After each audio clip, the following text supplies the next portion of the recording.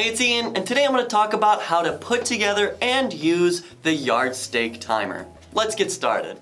Now when you first open the box, you'll notice that this comes in a few main pieces. The unit itself, the ground stake, and the middle pole. Now you will notice this ring that comes attached. All you need to do is put it on. Then you're going to take the middle pole and screw it on. Then, lastly, take the ground stake and screw it onto the bottom of the pole. Now, the yardstake timer is fully assembled. Next, I'm going to show you how to use this. Now here we're looking at the timer, and you'll notice that it is split between daytime and nighttime. Now midnight is represented by a crescent moon, and noon is represented by a sun. Now the first thing you're going to want to do is set your current time. To do that, you'll notice that there's an arrow with the words time now. Turn the dial clockwise until you reach the current time.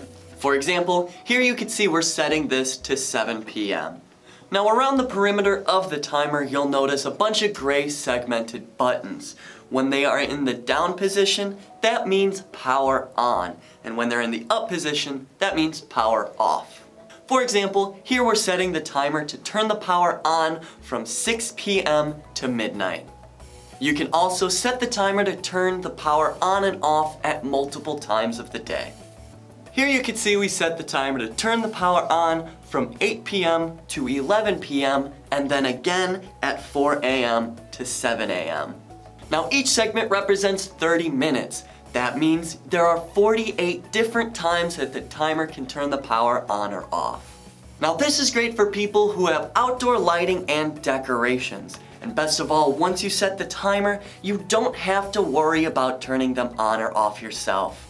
Now I hope you enjoyed this tutorial and I hope it helped. Now we have an incredible deal on the site that you're not going to want to miss out on. So head on over there and grab yours today.